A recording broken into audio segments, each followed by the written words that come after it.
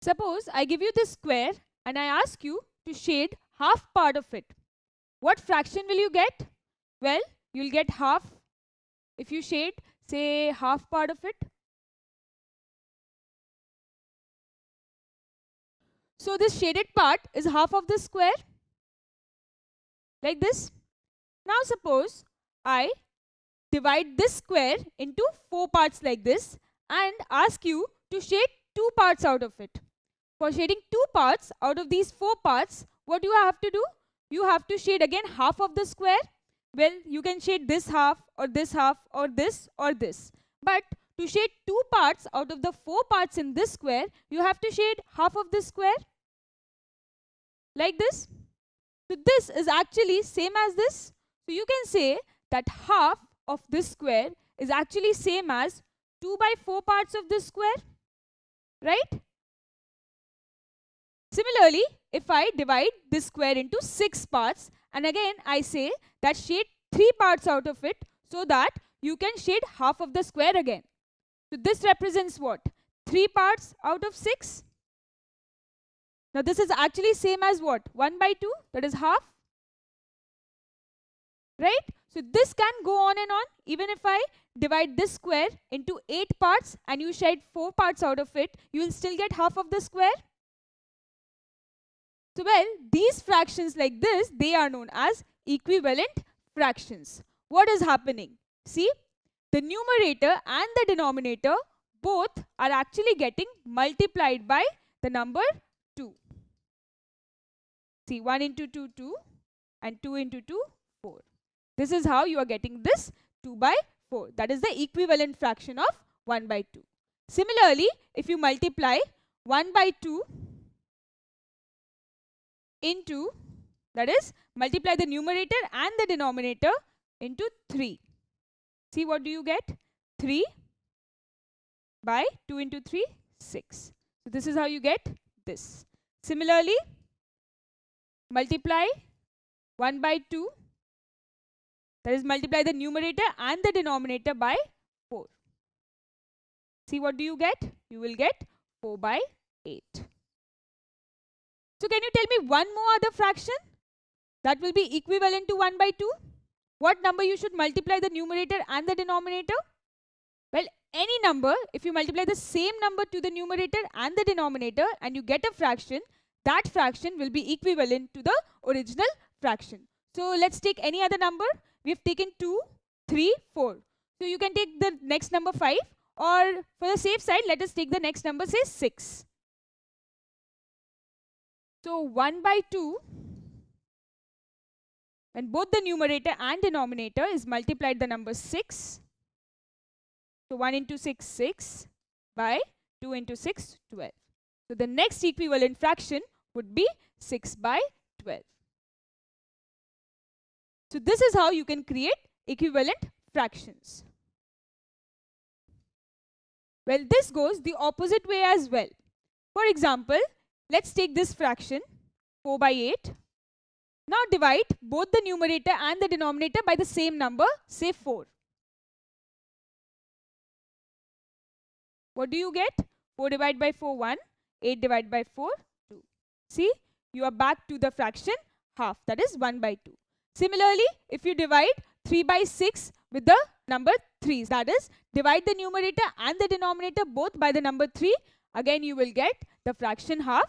Similarly, with 2 by 4, if you divide both the numerator and the denominator by the number 2, you will get half again. So when we divide the numerator and the denominator with the same number that reduces this fraction into a lowest fraction, then this is called cancelling. So what actually happens? Some fractions can be reduced to their lowest terms as well. So this is what we will do next. We will find the simplest form of a fraction. Now some fractions, they can be reduced to their lowest terms, and always whenever you write any answer or whenever you get any fraction, always reduce it to their lowest terms and then write the answer. Otherwise you may or may not get the answer correct.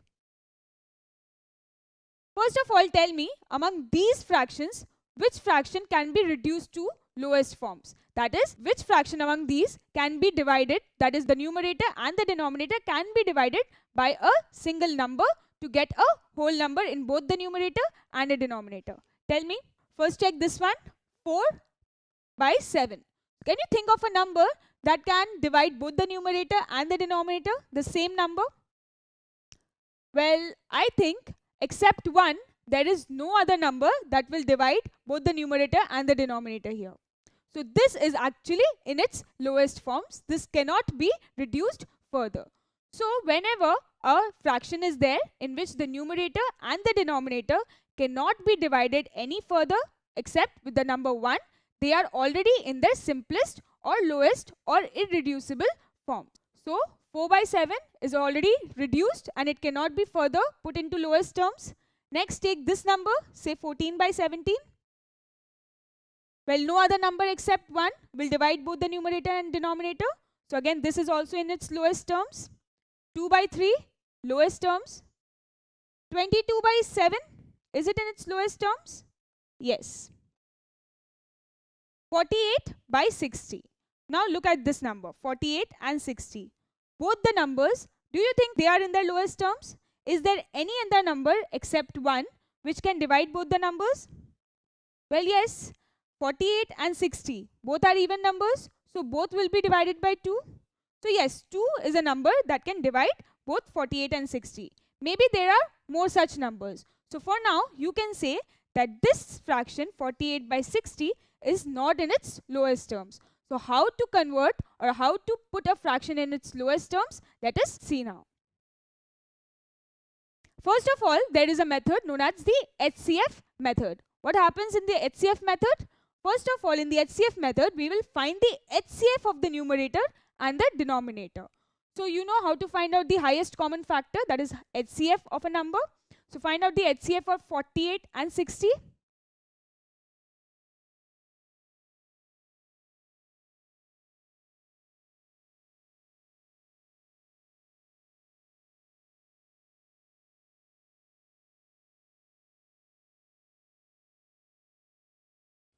So we have got the prime factors of 48. Let us write it.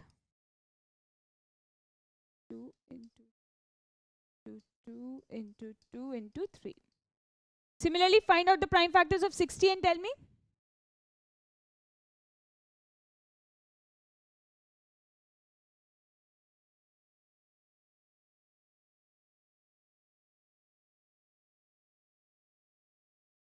So these are the prime factors for 60. Now find out the HCF. Check out for the common factors. So 2 into 2 into 3. That gives us 12. So that means 12 is the HCF of both these numbers. Now next, what do we do? Next, divide the numerator and denominator by the HCF you found out. So let's divide it. 48. Well, we have to divide both the numerator and the denominator. Do not think that it is 48 by 60 divided by 12. The whole fraction is not divided by 12. Both the numerator and the denominator are divided by 12 separately. So 48 divided by 12 by 60 divided by 12. Now tell me, what is the answer? 48 by 12 is 4 and 60 by 12 is 5. So 4 by 5 is the simplest form of 48 by 60. So now you know how to find out the simplest form of a fraction by the HCF method. Now take this fraction 18 by 81 and find out the simplest form of this fraction by the HCF method. Let us find out the prime factors of 18 and 81 and then write them down.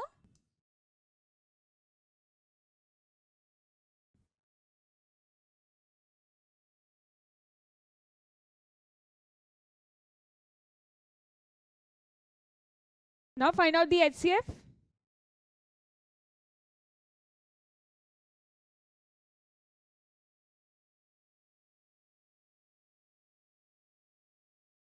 So you found out the HCF, that is 9.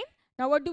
We divide the fraction by, that is, we divide the numerator and the denominator both by the HCF we have found out. So find it out. 18 by 9 divide by 81 by 9. You get 2 by 9. So 2 by 9 is the simplest form of 18 by 81. Well, there is one more method to find out the simplest form of a fraction. Let's see what. Well, next is the prime factorization method. Well, where we express each of the numerator and denominator of the given fraction as the product of primes. Well, that is what we were doing in the HCF method, but we were not showing it. So we were just finding out the HCF and dividing the numerator and denominator by it. But now we will express 48 by 60 as the product of their primes. So 48, we had found out the factors, so we'll just write it.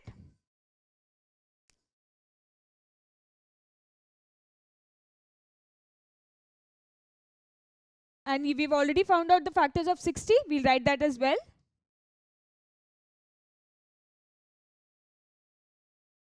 Now how does it help? What we will do further? Well, next, cancel the factors that are common to both. Now cancelling is easy. Just look at the same factors that are present in both. So 2 gets cancelled, 3 gets cancelled, another 2 gets cancelled. So what are the remaining factors?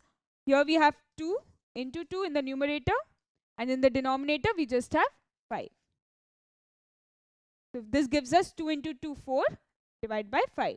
So 4 by 5 is the simplest form of 48 by 60. Now this we had already found out in the HCF method as well. So you can see in the prime factorization method also you can find this. Now again I have given you this fraction. Now solve this, that is find out its simplest form with the prime factorization method. Do it. See, we have expressed the numerator 510 and the denominator 210 as a product of their primes. Now next what do? We just cancel out the common factors. What are we left with? We are left with 17 by 7. Well, 17 by 7 is an improper fraction, so convert it. So this gives you 2 3 by 7. So 2 3 by 7 or 17 by 7 is the simplest form of 510 divided by 210. Now I'll tell you a very simple method to solve this. Now even if you're doing a sum and you are not mentioned as to what method you have to use to find out the simplest form of such fractions, you can do them very fast. For example, 510 by 210. So when both the numerator and the denominator have zeros in the units or tens or units, tens and hundreds like that, you can cancel them in both the numerator and denominator. So here you can see both have 1. So you can just cancel out the 0. What are you left with? You are left with 51 by 21. Now quickly think of a number which has both 51 and 21 in its table, or you can say which will be a factor of both 51 and 21. Start with 2. Well, 2 needs an even number to be a factor of. Well, both 51 and 21 are not even numbers, so both won't go by 2. Think of the next number, 3. Now, to be divisible by 3, what you can do is just check whether the digits add up to be a multiple of 3 or not. So, check 5 plus 1 gives you 6. Now, 6 is a number which is divisible by 3. So, 51 will also be divisible by 3. Next, 21, so 2 plus 1, 3. So 3 is already divisible by 3. So 21 will also be divisible by 3. So just cancel out both the numbers with the number 3. So 51 comes 17 times in the table of 3 and 21 comes 7 times. So see what you are left with. You are left with 17 by 7. This is what you've got here also. So this is just a quick method to solve such fractions when you have to convert them to simplest forms.